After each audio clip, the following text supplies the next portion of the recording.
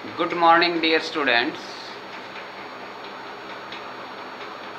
Today we will be talking about 10th class topic heredity and evolution.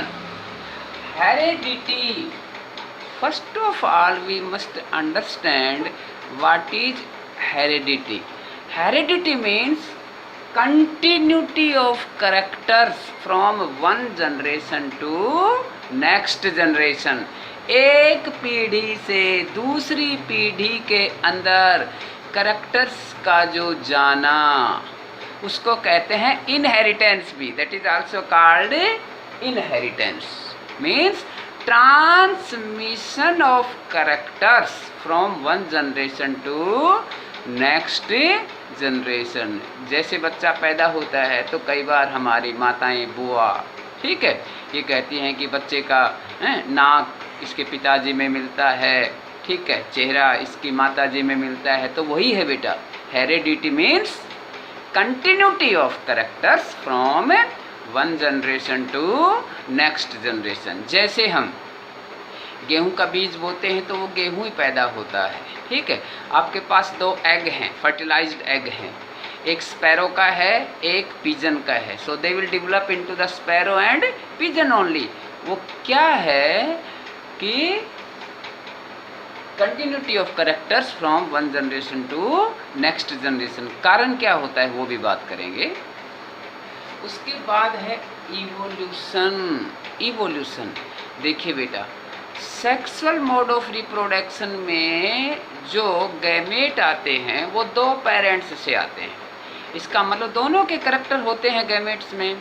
तो जो sexual mode of reproduction का जो process होता है उसमें जनरेशन टू जनरेशन जो वेरिएशन अराइज होती हैं, ठीक है, they will give rise the evolution. Means coming into existence of new forms in long run.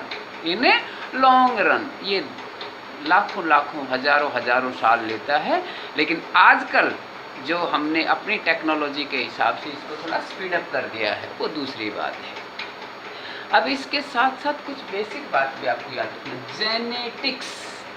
Genetics is that branch of science in which we study about heredity and evolution.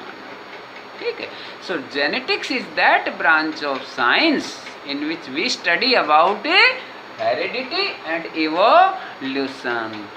और जो सबसे अच्छे जो ठीक है प्रपोजल दिए experiments करने के बाद, so father of genetics is the Gregor Johann Mendel.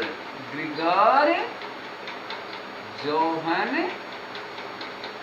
Mendel.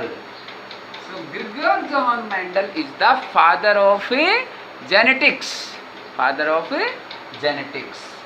And he carried out experiment on pea plant. Garden pea जो होता है ना मटर का पौधा, उसके ऊपर उन्होंने एक्सपेरिमेंट किए थे 1822 से लेकर के 1884 तक.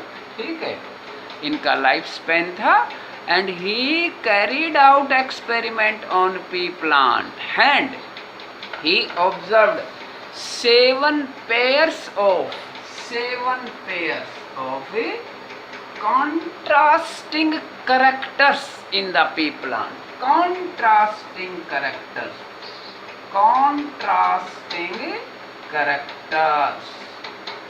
in the pea plant. So we must understand what are the characters. Characters are the appearance or behaviors. Details of behaviors and appearance are the characters. Or we can also say the particular form or particular function is also a character. जैसे पौधे photosynthesis करते हैं, that means they are having a particular character. ठीक है, we are having 4 limbs, that means that is also our particular character. ठीक है, so likewise Mendel chose the pea plant and he observed the 7 pairs of contrasting characters, जिसका botanical name होता है Pisum sativum. Pisum sativum, ये बिल्कुल ध्यान रखना बेटा, मटर के पौधे वाली बात। अच्छा, हैप्लॉइड एंड डिप्लॉइड, सुनिए, आज साइंटिस्ट ने अच्छे से जान लिया है कि अगर किसी सेल के अंदर अगर क्रोमोसोम्स के 2 सेट होते हैं, नॉर्मल बॉडी सेल के अंदर there are the 2 chromosomes of each type, तो उस कंडीशन को हम कहेंगे डिप्लॉयड। और जब केवल एक ही सेट होता है तो उसको कहेंगे haploid.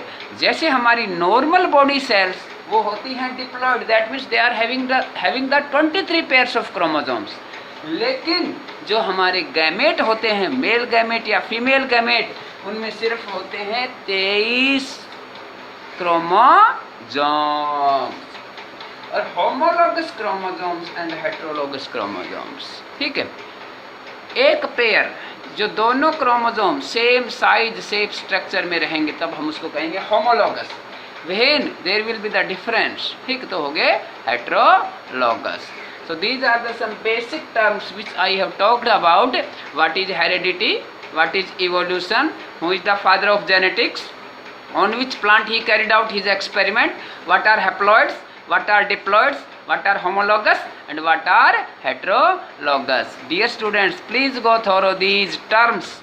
These terms will be very, very beneficial for you to understand the whole chapter.